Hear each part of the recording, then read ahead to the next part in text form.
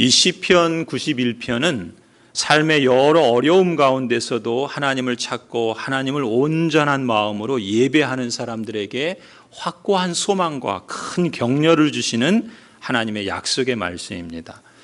우리가 이 시편 91편을 읽고 이 약속의 말씀을 해석하고 우리에게 적용할 때 우리는 크게 두 가지 방식으로 읽을 수 있습니다. 마치 그것을 북한산을 등반하는 것으로 한번 비유해 보십시다. 첫 번째 방식은 비행기에서 땅을 내려다보듯이 전체적으로 길을 찾아서 올라가는 방식입니다. 그리고 두 번째 방식은 땅에서 나무를 보고 숲을 헤치고 길을 찾아가듯이 구체적인 현실에서 정상으로 올라가는 방식, 이 두 가지를 말할 수 있습니다. 먼저 첫 번째 방식, 전체적인 그림을 하늘에서 보고 정상으로 올라가는 방식에 대해서 이렇게 말할 수 있습니다.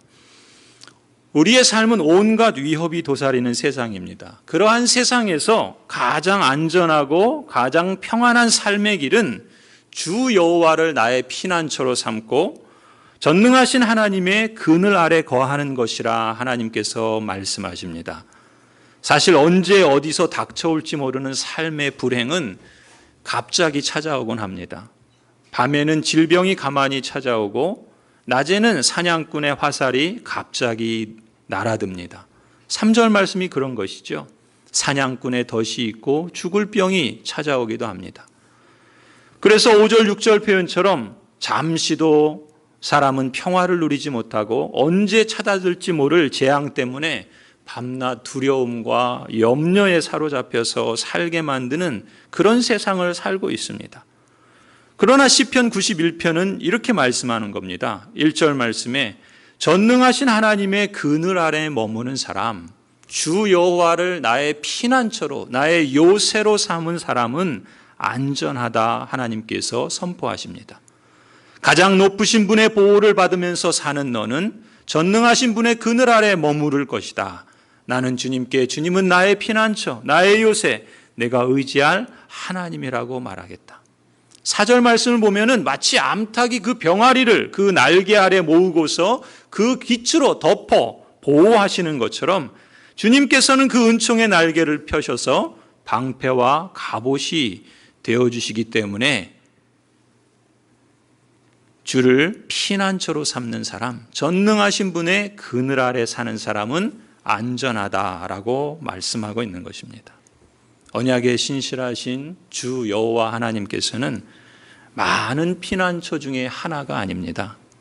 다른 피난처와는 비교할 수 없는 유일한 피난처가 바로 주 여호와 하나님이십니다.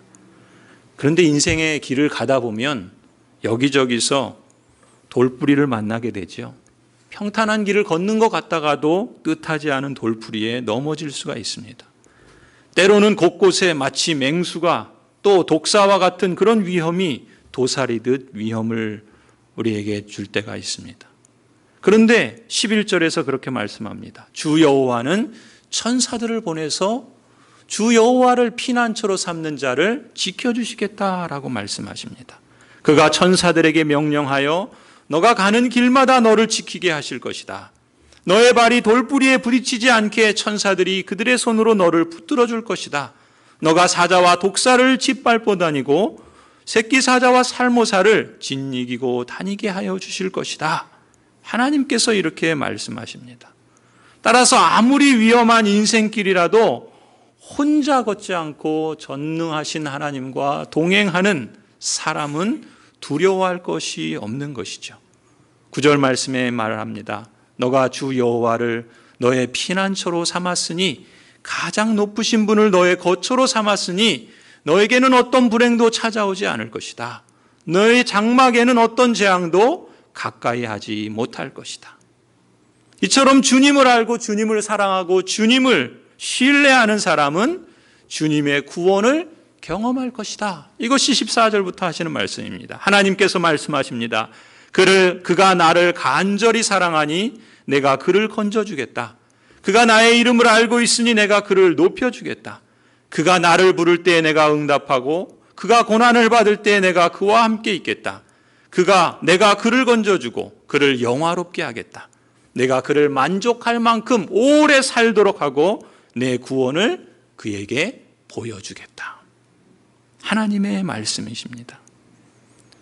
그렇다면 이제 이 약속의 말씀을 저와 여러분의 삶 속에서 실제로 체험하기 위해서 여러분이 갖춰야 할 준비가 무엇인가? 바로 이것입니다.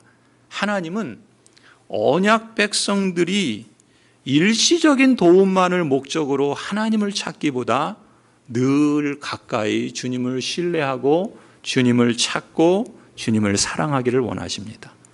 내가 아쉬울 때, 내가 어떤 위기를 만날 때 하나님을 찾는 것뿐만 아니라 평상시에도 날마다 돈독한 신뢰관계를 유지하고 오래도록 주님께 머무르기를, 그래서 주님과 동행하기를 하나님은 기대하십니다.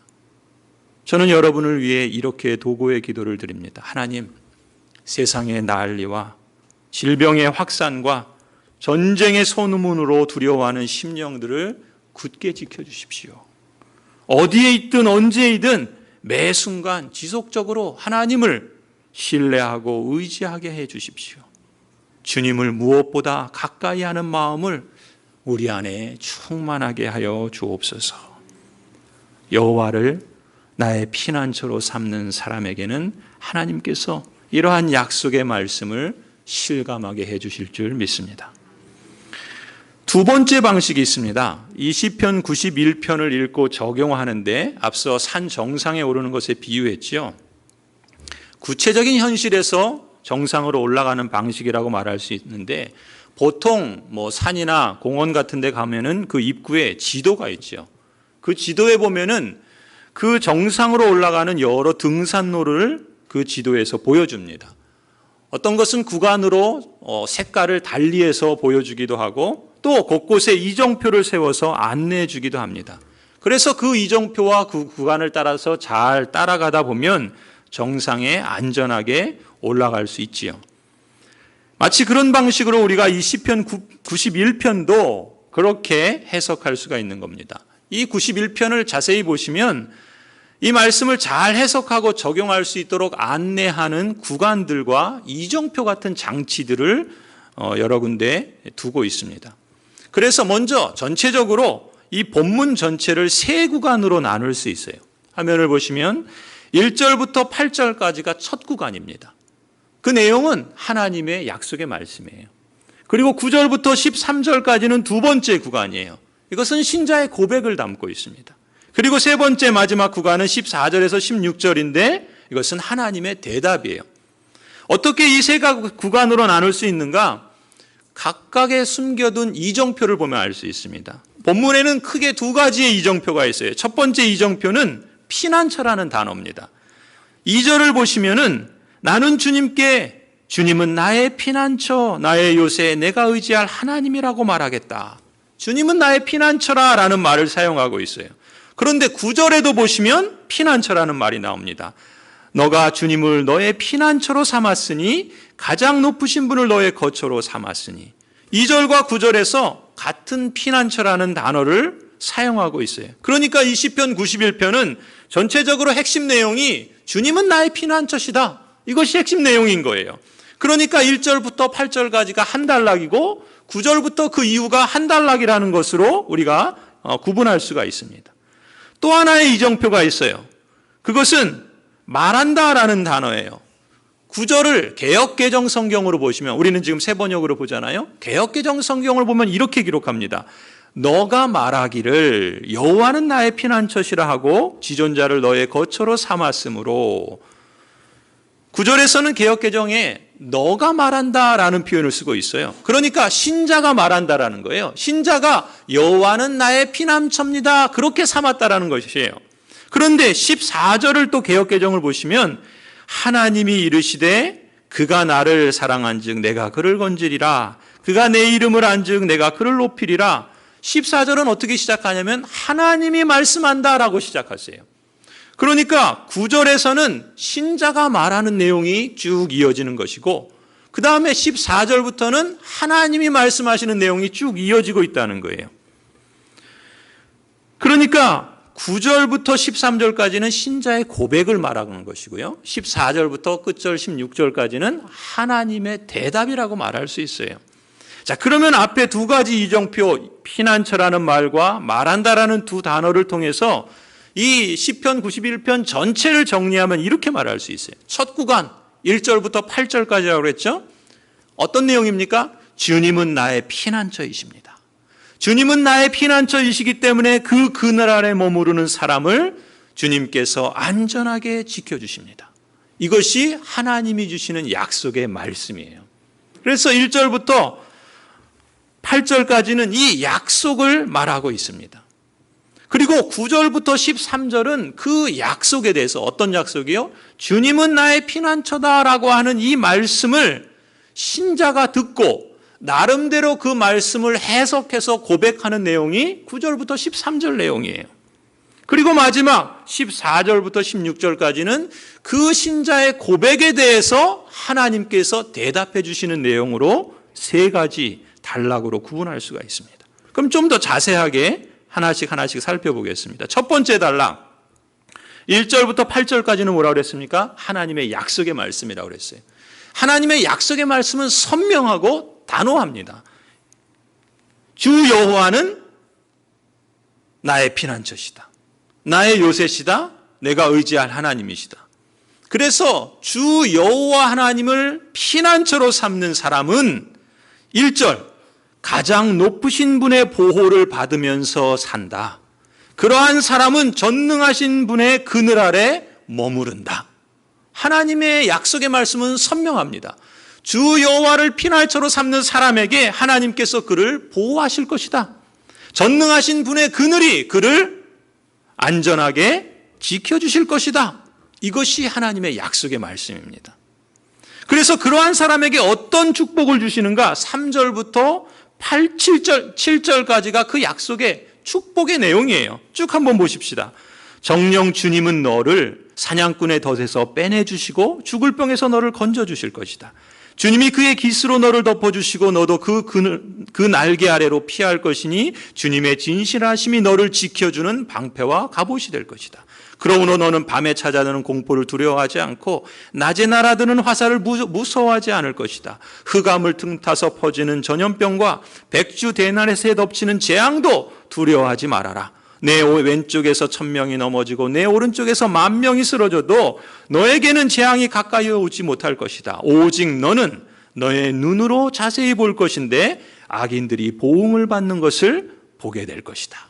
하나님께서 약속하시고 그 약속을 신뢰하며 하나님을 피난처로 삼는 자에게 이러한 축복을 주시겠다. 하나님이 선언하시는 거예요. 선포하시는 거예요. 여러분 그렇습니다. 주 여호와 하나님은 이 약속의 말씀을 신실하게 지키시는 하나님이에요. 주님을 자신의 피난처로 삼고 여호와 하나님을 의지하는 사람을 하나님은 지켜주십니다. 사냥꾼의 덫에서 빼내주십니다. 죽을 병에서 건져주십니다. 이것이 우리가 믿고 신뢰해야 될 하나님의 약속입니다. 다윗을 보십시오. 그 숱한 사울의 추격에서도 하나님께서 얼마든지 그를 빼내주셨습니다. 히스기야를 보십시오. 그가 죽음의 질병 앞에 놓였을 때 하나님께서 그를 15년이나 연장시켜 주셨습니다. 하나님은 그 여호와를 피난처로 삼고 그 하나님을 믿고 신뢰하는 사람에게 신실하게 약속을 지키시는 분이십니다.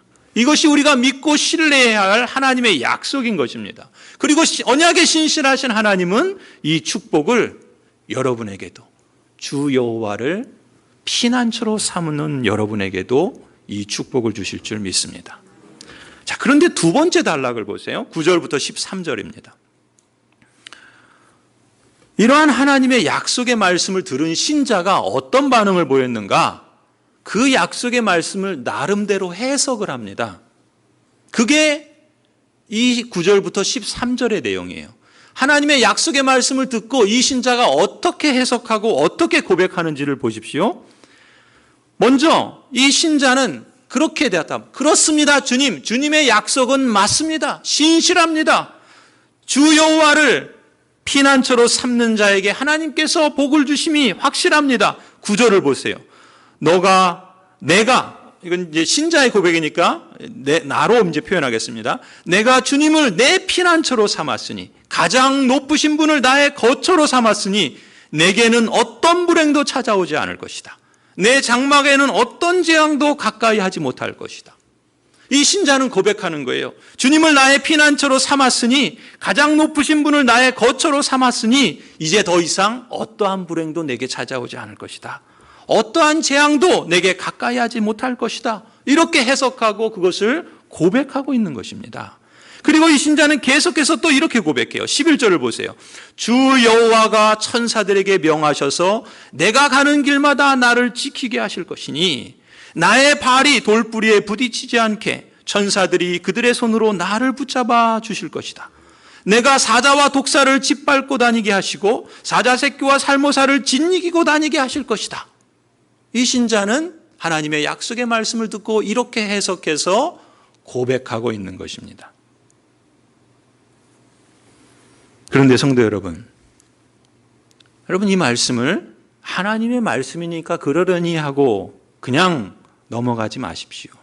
여러분의 현실을 한번 생각해 보십시오. 여러분의 현실에 정말 불행이 없습니까? 여러분의 현실에 위험이 없습니까? 여러분의 현실에 재앙이 없습니까? 여러분의 현실에 질병이 없습니까? 우리는 잠시만 생각해도 신자인 우리의 현실은 실제로 그렇지 않다라는 것을 부인할 수 없어요. 왜냐하면 늘 우리는 그것을 안고 살아가기 때문에 그렇습니다. 그런데 이게 무슨 말이에요? 시편 91편의 이 신자의 해석대로 하자면 주님을 나의 피난처로 삼은 신자라면 이런 일이 가까이 오지도 않을 거라 고백합니다. 그렇다면 이게 다 거짓말이라는 말입니까? 여러분은 어떻게 생각하십니까? 아니면 이런 질병이나 이런 불행을 당하는 사람은 주님을 자신의 피난처로 삼지 않아서 이런 일이 생겼다는 말입니까? 가장 높으신 분을 피난처로 삼지 않고 혹 뭔가 뒤에서 죄를 지었기 때문에 이런 질병과 이런 재앙이 닥쳤다는 뜻입니까? 성도 여러분, 이 지점에서 여러분이 미끄러져서 불신앙으로 넘어지지 않도록 이 주님의 말씀을 제대로 이해해야 합니다. 이 신자의 해석에 문제가 있어요. 문제는 무엇인가? 하나님의 약속의 말씀을 비슷하긴 한데 자기 나름대로 해석을 합니다. 그래서 그것을 바른 믿음인 양 착각하고 오해한 것이 이 신자의 문제입니다. 여러분, 만일 이 시편 91편의 신자의 해석이, 이 두 번째 단락의 해석이 옳다면 저와 여러분 우리 중에 한 사람도 병으로 아파보지 않은 사람이 없고 여러 재난이나 불행을 당해보지 않은 사람이 없는데, 그렇다면 우리는 모두가 참된 신자가 아니란 말입니까? 만일 이 해석이 진짜 맞다면 이 세상에 과연 참된 신자는 한 사람이라도 있을까요? 아마도 한 사람도 없을 것입니다. 그런데 성도 여러분, 보십시오. 신약 성경을 여러 권 기록한 사도 바울조차도 심한 병에 걸렸습니다. 셀 수조차 없는 무수한 재난과 고통을 당한 장본인입니다. 고린도후서 12장을 보세요. 사도 바울은 자신이 걸린 질병 때문에 하나님께 간청합니다. 3번이나 그 병을 고쳐주시도록 간청해요. 그런데 하나님은 어떻게 응답하십니까? 고쳐주시지 않아요. 응답하시지 않습니다. 아니, 응답하시는데 어떻게 응답하시냐? 이렇게 말씀하셨답니다. 내 은혜가 너에게 족하다. 내 능력은 너가 약한 데서 완전하게 된다. 하나님의 뜻은 이거라는 거예요. 그 병이 걸렸을 뿐만 아니라 그 병을 고쳐달라고 기도하는데도 들어주시 않았는데 그 하나님의 응답에 대해서 사도 바울이 어떻게 반응합니까? 그렇습니다, 주님. 그리스도의 능력이 내게 머무르기 위하여 하나님께서 내게 이 약점을 주신 것으로 받아들입니다. 그래서 내가 오히려 그 약점을 더욱더 기쁜 마음으로 그 약점들을 자랑하려고 합니다. 그러므로 나는 그리스도를 위하여 나의 병약함과 모욕과 궁핍과 박해와 곤란 겪는 것을 기뻐합니다. 내가 약할 그때에 오히려 내가 강하기 때문입니다. 바울은 이렇게 고백하지 않습니까? 여러분, 구약 성경의 욥기를 보십시오. 욥기 1장을 보면은 욥은 흠이 없는 사람이라, 정직한 사람이라, 하나님을 경외하는 사람이라, 악을 멀리하는 사람이라고 소개하고 있습니다. 그런데 욥에게 어떤 일이 벌어집니까? 어느 날 재앙이 그에게 닥칩니다. 재난이 몰아옵니다. 재난으로 인해서 그 많은 재산들을 모두 다 하루아침에 잃게 됩니다. 심지어 7 아들과 딸 셋을 하루아침에 잃게 됩니다. 욥 자신도 질병에 걸려서 몸과 마음이 극심한 고통을 겪습니다. 그때 욥의 친구들이 찾아오죠. 절친들이 찾아와서 욥에게 뭐라고 말합니까? 너가 만일 하나님을 잘 믿고 따랐다면 이런 불행이 닥쳤을 것 같냐? 너가 뭔가 잘못했으니까, 너가 이런 재난 당한 것을 보니까 너에게 뭔가 하나님께 잘못한 것이 있었으니까 그런 것 아니겠느냐? 욥의 절친들이 한결같이 그렇게 말합니다. 이 욥의 친구들의 말에 대해서 여러분 가만히 보시면 누구의 해석과 비슷합니까? 시편 91편에 이 신자가 해석한 그릇된 신앙과 맞물려 있어요. 그릇된 해석의 기초에서 욥의 친구들은 욥을 위한다고 하면서 오히려 욥을 정죄한 것입니다. 자, 그렇다면 누가 판단자이십니까? 누가 재판관이십니까? 하나님이시죠. 하나님께서 이 욥의 친구들에 대해서 뭐라고 말씀하시는가? 욥기 42장 7절에 하나님께서 이렇게 말씀하십니다. 주님께서 욥에게 말씀을 마치신 다음에 대만 사람 엘리바스에게, 엘리바스는 욥의 친구입니다. 그리고 이렇게 말씀하셨다. 내가 너와 너의 두 친구에게 분노한 것은, 하나님께서 그 친구들에게 분노하셨다 그래요. 왜 분노하셨는가? 너희가 나를 두고 말을 할 때에 내 종 욥처럼 옳게 말하지 못하였기 때문이다. 이 욥의 친구들의 그 말, 그게 틀렸다라는 거예요. 그들이 갖고 있는 신앙의 내용, 그것이 옳지 못하다는 거예요. 무슨 말입니까? 너에게 이런 재앙이 닥친 거 보니까 너가 뭔가 하나님께 잘못했기 때문이다. 그러니 회개하라. 이렇게 말하는 욥의 친구들의 말이 잘못됐다는 것입니다. 너가 하나님을 진실되게 너의 피난처로 삼았다면 하나님께서 너에게 복을 주실 텐데, 너가 뭔가 잘못한 구석이 있으니까 하나님께서 너에게 이런 재앙을 주신 것이 아니냐, 그렇게 말하는 것이 틀렸다라고 지금 하나님께서는 욥의 친구들에게 판결을 내려주십니다. 여러분, 그뿐만이 아니에요. 결정적인 것은요, 오늘 시편 91편 9절 10절에 이 성도가 나름대로 해석한 이 고백이 잘못된 신앙의 내용이라는 것을 최종 판결해 주시는 사례가 예수님에게서 찾을 수 있습니다. 누가복음 4장 9절부터 11절을 한번 보십시오. 누가복음 4장은 예수님께서 광야에게 사탄에게 시험을 받으시는 장면입니다. 사단은 예수님을 예루살렘 성전 꼭대기에 세우고 이렇게 말합니다. 너가 하나님의 아들이거든 여기서 뛰어내려 보아라.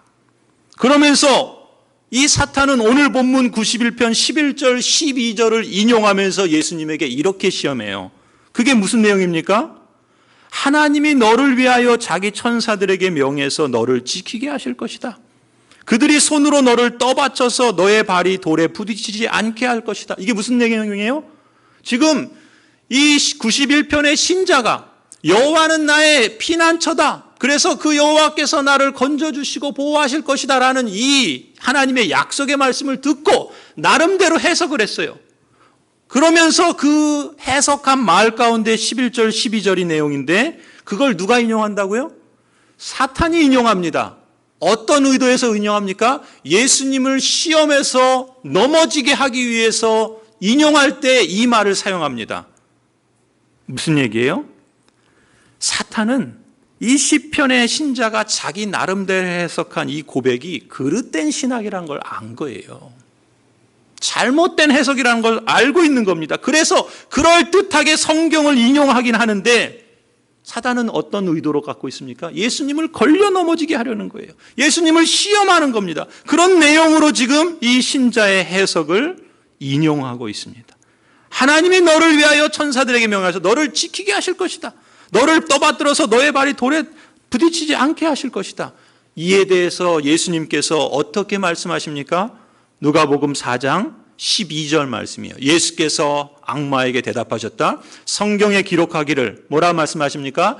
주 너의 하나님을 시험하지 말아라. 주 너의 하나님을 시험하지 말아라. 만일 오늘날 우리 역시도 이런 그릇된 신앙의 해석을 갖고 살아가면은요, 하나님은 결코 신뢰할 만한 분이 아니라는 시험에 들 겁니다. 왜요? 하나님은 약속해 주셨는데 우리 현실을 보면 우리는 종종 아프고 어려움을 당하기도 하고 재난을 겪기도 하는데, 그렇다면 우리가 하나님을 제대로 피난처로 삼은 참된 신자가 아니어서 그런가? 아니면 내가 하나님을 참된 하나님으로 그렇게 인정하지 않고 자꾸 죄를 범하니까 하나님께서 나에게 이렇게 벌 주시는 것인가? 그러면 하나님의 약속은 우리를 오히려 넘어지게 하고, 과연 하나님은 믿을 만한 분인가? 신뢰할 만한 분인가? 우리가 지킬 수도 없는 약속을 주셔서 우리를 얽어매는 그런 분인가? 이런 그릇된 신학의 해석으로 하나님을 끊임없이 시험하면서 거기서 미끄러져서 결국 불신앙으로 나가게 된다는 것이죠. 그래서 우리는 어떻게 해야 됩니까?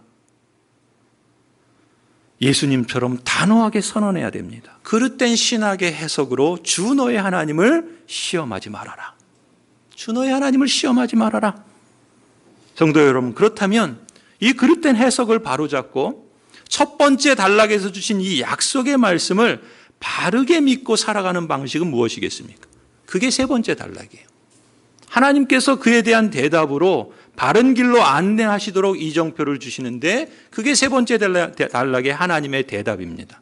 시편 91편 14절부터 16절을 한번 보세요. 하나님께서 말씀하신다. 그가 나를 간절히 사랑하니 내가 그를 건져주겠다. 그가 나의 이름을 알고 있으니 내가 그를 높여주겠다. 그가 나를 부를 때 내가 응답하고 그가 고난을 받을 때 내가 그와 함께 있겠다. 내가 그를 건져주고 그를 영화롭게 하겠다. 내가 그를 만족할 만큼 오래 살도록 하고 내 구원을 그에게 보여주겠다. 성도 여러분, 하나님의 말씀을 주의 깊게 보십시오. 주님을 자신의 피난처로 삼고 의지하고 신뢰하는 신자가 고난을 받을 때, 신자가 어떨 수 있다고요? 고난을 받을 수 있다는 겁니다. 신자가, 저와 여러분이 어떤 고난 가운데 있을 때 그 고난의 원인이 우리가 무엇인지 알 수 없어요. 우리의 잘못 때문에 고난이 찾아올 수 있지만 우리의 잘못이 아니라 이 죄악된 세상에 연대한 그 죄의 영향력으로 우리는 우리의 잘못이 아님에도 불구하고 고난받을 수 있어요.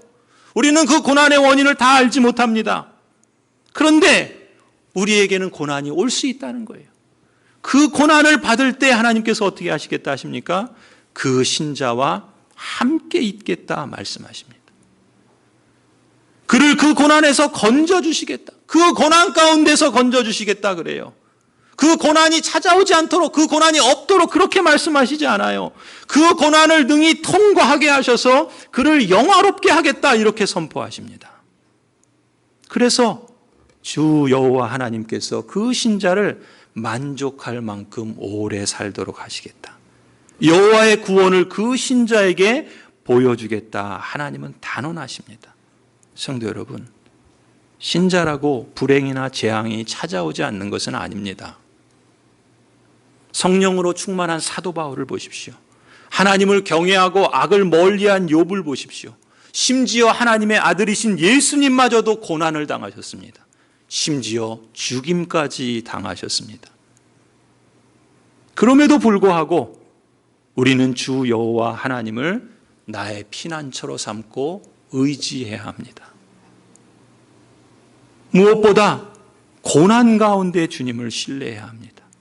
고난을 아예 막아주시거나 애초부터 당하지 않도록 열애시켜 주실 것이라고 믿고 신뢰하는 것이 아닙니다. 오히려 어떤 고난을 당한다 할지라도 여호와 하나님은 나와 함께 하시기 때문에 여호와를 믿고 신뢰하는 것입니다. 여호와 하나님은 능히 우리가 그 고난을 감당할 수 있도록 역사하시기 때문에 주님을 신뢰하고 믿는 것입니다. 여호와 하나님은 심지어 우리 인생의 최악의 경우를 당한다 할지라도 우리에게 최선의 길을 열어주시는 하나님이시기 때문에 그분을 믿고 신뢰하는 것입니다. 여러분, 십자가에서 죽으신 예수 그리스도를 기억하십시오. 세상에 어떤 신도 어떤 종교도 초월하신 신이 우리를 위해서 친히 저주와 죽음의 고통을 대신 짊어진 경우는 없습니다. 어떤 종교도 어떤 신도 그러한 신은 없어요.